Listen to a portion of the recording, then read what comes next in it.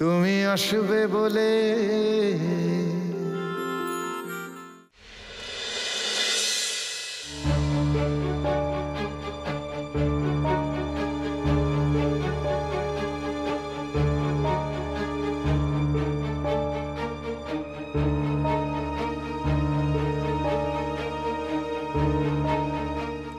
সবাই চুপচাপ বসে আছো, এনজয় করো।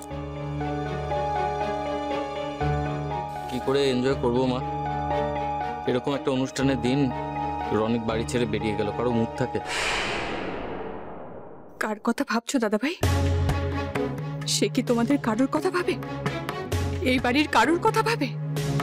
রনিতের মতো স্বার্থপর ছেলে দুটো হয় না। ও শুধু নিজের কথা ভাবে, নিজের ফুর্তির কথা ভাবে। দেখলে না ও ছেলের সাথে কিরকম ব্যবহার করলো? যেই ছেলে ওকে ওকে প্রাণের থেকেও বেশি ভালোবাসে, ওর কথা ভেবো না। ওর মতো স্বার্থপর মানুষ খুব খুব কম হয়। ভেবো না দাদা ভাই, ও নিজের দোষে নিজের কপাল পোড়াচ্ছে। ওর জন্য তোমরা কেন তোমাদের আনন্দ নষ্ট করবে? করো না। যত যাই হোক দিশা, ও আমার ছোট ভাই।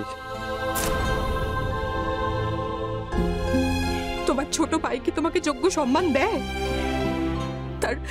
তার বৌদিকে কি সম্মান দেয়? I'm sorry for that.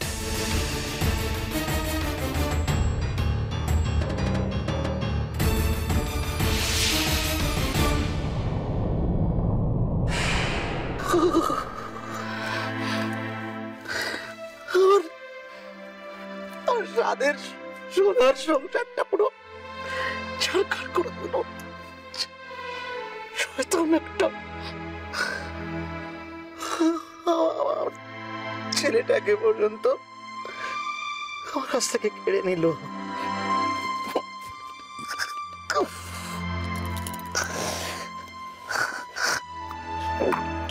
কি করছো গো দাদা?